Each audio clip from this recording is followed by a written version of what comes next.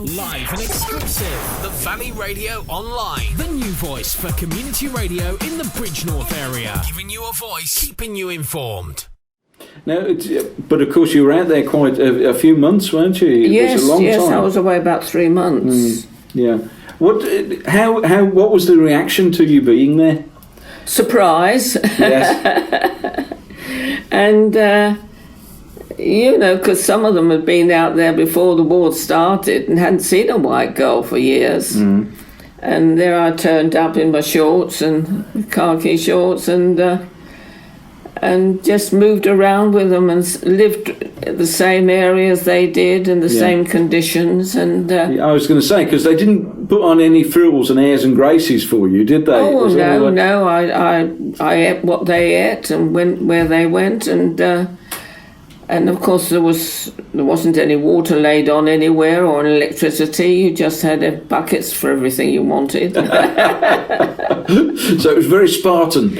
Absolutely, yes. Yeah. But it was obviously there was some danger involved as well. Well, yes, I suppose there was really, but I felt very secure. The boys was always around. I was never on my own anywhere, and they were always there with their guns at the ready in case that anybody came in, which obviously they did one day because I saw 4 prisoners in the camp. Oh, right, yeah. Because you were very, very close to the front lines, weren't you? Yes, very close. The Kohima battle was raging, and we were just at the base where their services were. Yeah. So apart from taking a gun and going up the hill with them, I couldn't have got any closer. Yes, yeah. And of course, that sort of thing, it was. Do you feel it's that sort of your willingness to get involved and to say, right, okay, roll your sleeves up and say, right, I'm going where they need me. That's all part of the sort of Vera Lynn mystique, isn't it? That's all part of the legend, as it were. But is it, for you, was that just very, that's what I want to do? It's very businesslike. Yes, I wanted to do it. Yeah. Because I felt they needed somebody, to entertain them as close as possible.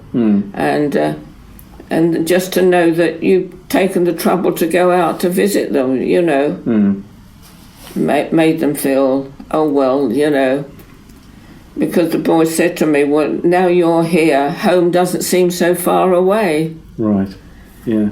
So because they just wanted someone that had just come out from home, because they'd been out there for a few years, and it made feel that what they were doing was worthwhile. By the end of the war, of course, you were cemented in people's minds and hearts as the sort of part of the British spirit, the spirit of the Blitz, Vera Lynn. Now you said, again, we come back to your book, because in your book you say that the 1950s for you was a golden era for you. You liked the 1950s. Well, war had finished and things were getting back to normal. Television was, on the way, doing well, and it was the opportunity to get back into the general public of this country. Yeah. So everything started up afresh. Right. Did it feel like that? Did it feel like, this is a new beginning? Well, yes, you did, because, you were able to reach so many more people with television starting up like that. And people were getting used to seeing you and looking at you and knowing what you looked like and how you performed and things. So, of course, it only helped my career that came after the war. Yes. Because, of course, we've missed out the fact that, of course, you did have a film career as well, didn't you? Well, yes, I made 3 films. Yes. One Exciting Night, Rhythm Serenade, and, of course, We'll Meet Again. They had to name one film after the song. Yes. Did you enjoy the filmmaking process? I did. Yeah. But, of course, I was only playing myself. I couldn't they couldn't put me into a character of somebody else's because I was too well known as Vera Lynn. Yes. Yeah. Yes, like a normal actress is just known for the films and the different characters that they play, but I was just me. Right. And it's difficult to place me as somebody else. Yes, I see what you mean. Yeah. Because of course, Vera Lynn was so well known, and so well loved that in order for the film to succeed, you've got to be you. Haven't you? That's right. Yeah, that's right. Right. But of course, after the war, then television came along, and you were a big success on television, weren't you? Because you had your own show. Yes. Yeah. Oh, yes. I had some good programs, good guest artists, and dancers, and it was a new type of program. You know, they hadn't had step dancing on the television before I introduced it. And that only came about because one day because I used to dance when I was young. I was a step dancer, and I was dancing around, you know, during they were playing music rehearsals, and I was doing some step dancing on the side, and they said, "Oh gosh, you can step dance." I said, "Oh yes, years ago." "Oh, well, I have to put that in the programme because that hadn't been done on television before." Yeah. So they all had to learn to tap dance, the girls, because they hadn't gone through it. Yeah. No. It was in the 1960s you did your first Royal Variety performance, wasn't it? Because you've oh golly, I can't remember. You've got the date. 1960, the first one. Yes, I did about 7 of those, I think. Yeah. So you've done. Oh yes, it was great. You know, it was a big honour to be asked to appear in the Royal Command. Yes, and I mean, you've said that those were very much highlights of your career. Yes. I mean, it was quite something to be invited to perform in front of the. Mind you, I sang for the Queen when she was 16th birthday. Yes, because you developed quite a close relationship over the years. With the Queen Mother, especially. Yes. Yeah.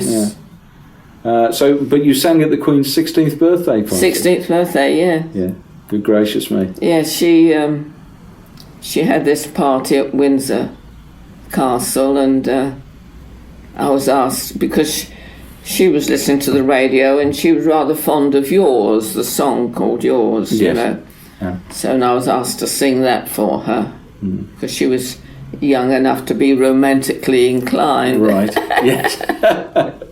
Yeah, and of course, and you've sung for the Queen many times since. Oh yes, since then. Yes, and for the Queen Mother at some of the ex-servicemen's concerts at St James's Palace. They have parties there, and I always sang there for them.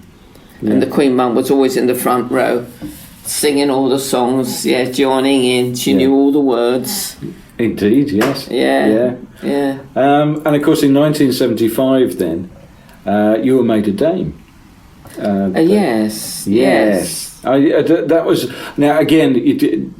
That I presume was you knew they contact you before they actually announced it. Well, yes, they do contact you and ask you if, you know, that there's a possibility. Are you inclined to accept? Right. Because there are sometimes artists who do not. Yeah. And I said, well, yes, of course, lovely. Yes. An honour. Yeah, absolutely. Yeah. And of course, you've received other honours, of course, as you've gone through your career. Does it? Honours, people have different sort of attitudes towards honours and towards receiving trophies and medals, but I mean, you obviously enjoy them for what they are, you know. Well, yes, I think it's an honour to be given the honour, and it proves that you've been appreciated for whatever you've been doing. Yeah, and it's lovely to get recognition. Right. I'm sure anybody, you know, although there are some artists who refuse it. For what reason, I don't know, because, you know, you feel it's something special. Yes. It's a couple of years, I think, since your last number one, because of the very best of Vera Lynn. Your album went to number one in the charts. Was that a surprise to you? Well, yes. I mean, how many years later? 60 years later, at least. To get to number one again with the same material. Yeah. So it just shows you that if you've got the good song, it never dies. The songs do they're part of British life, aren't they? They are, yes. Which is fortunate, It's something that